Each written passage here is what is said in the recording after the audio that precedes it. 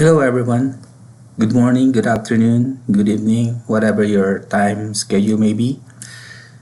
For those of you who doesn't know me, my name is Moses Velarta, or you can just call me Lyle for short. On this video, I just want to discuss briefly about a public announcement about a cyber attack against a journalist. But before I start, I want to discuss about cyber-mercenaries and what are their role in the cyber war. Cyber-mercenaries are developers who create these surveillance programs and sell them. The most well-known cyber-mercenary is called the Hacking Team. It is an Italian company who sells surveillance spyware software mostly to governments. But there are also other firms that does the same thing. Some of these companies are named Finfisher, Cyberbit, and Travicor. Another cyber mercenaries that conduct interrogation and analysis of these softwares is called the Citizens Lab.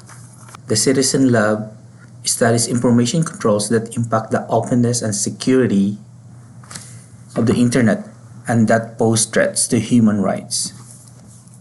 There are many organizational threats of the surveillance software created by the cyber mercenaries.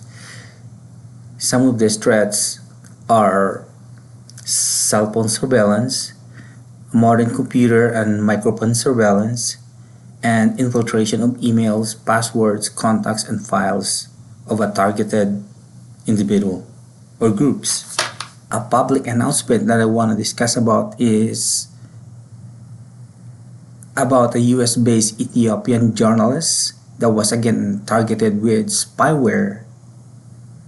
And this spyware was discovered by the Citizens Lab to be owned by the Hacking Team.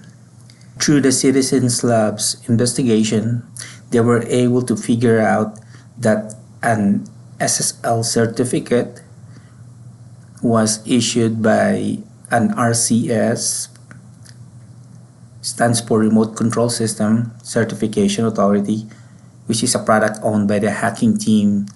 As a conclusion, it was discovered that the Ethiopian government was sending spyware to journalists who are publicizing human rights violation of the Ethiopian government.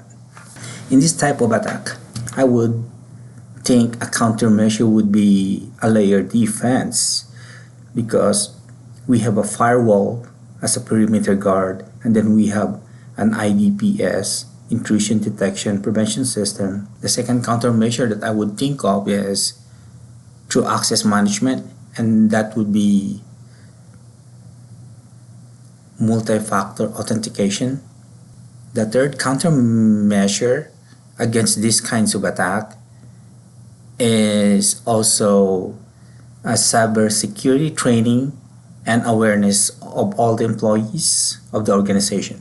As a response to this type of compromise, I would rely on the state-sponsored APT group, because everybody's aware that state-sponsored APT groups and hackers are highly sophisticated. Second response to this compromise is by keeping up with a government joint advisory. An example of this advisory would be a joint effort of CISA, FBI, and NSA.